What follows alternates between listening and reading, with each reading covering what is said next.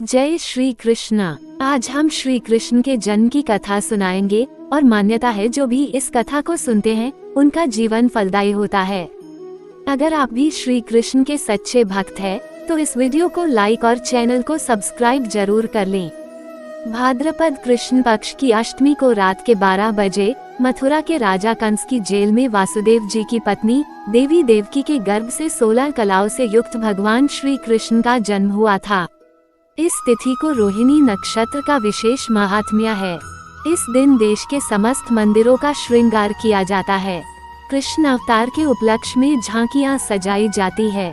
भगवान कृष्ण का श्रृंगार करके झूला सजाया जाता है। स्त्री पुरुष रात के 12 बजे तक व्रत रखते हैं। रात को 12 बजे शंख तथा घंटों की आवाज से श्री कृष्ण की जन्म की खबर चारों दिशाओं में गूंज उठती है। भगवान श्री कृष्ण की आरती उतारी जाती है और प्रसाद वितरण किया जाता है। प्रसाद ग्रहण कर व्रत को खोला जाता है। श्री कृष्ण का जन्म कैसे हुआ? जब द्वापर युग में पृथ्वी पर राक्षसों के अत्याचार बने लगे, पृथ्वी गाय का रूप धारण कर अपनी कथा सुनाने के लिए तथा उद्धार के लिए ब्रयाजी के पास गई। ब्रयाजी सब देवताओं को साथ लेकर पृथ्वी को विष्णु के पास क्षीर सागर ले गए।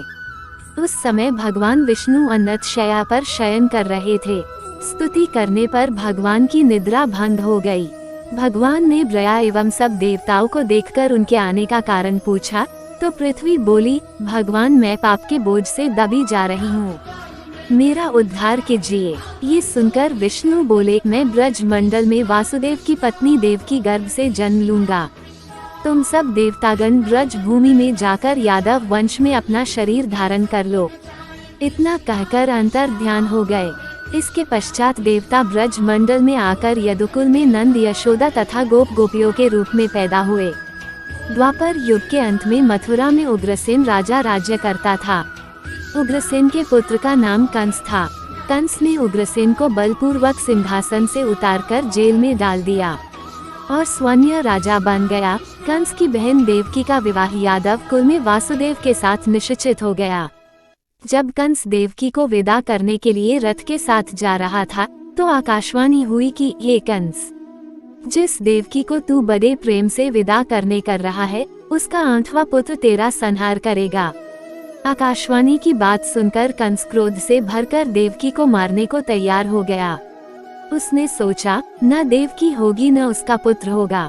वासुदेव जी ने कंस को समझाया कि तुम्हें देवकी से तो कोई भय नहीं है, देवकी की 8वीं संतान में तुम्हें सौंप दूंगा। तुम्हारे समझ में जो आए उसके साथ वैसा ही व्यवहार करना। कंस ने वासुदेव जी की बात स्वीकार कर ली और वासुदेव देवकी को कारागार में बंद कर दिया। तत्काल नारद जी वहां पहुंचे और कंस से बोले कि यह कैसे पता चला कि 8वां गर्भ कौन सा होगा, गिनती प्रथम से या अंतिम गर्भ से शुरू होगा।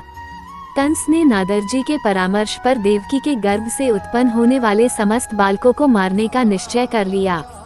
इस प्रकार एक एक करके कंस ने देवकी के 7 बालकों को निर्दयता पूर्वक मार डाला। भाद्रपद के कृष्ण पक्ष की अष्टमी को रोहिणी नक्षत्र में श्री कृष्ण का जन्म हुआ। उनके जन्म लेते ही जेल ही कोठरी में प्रकाश फैल गया।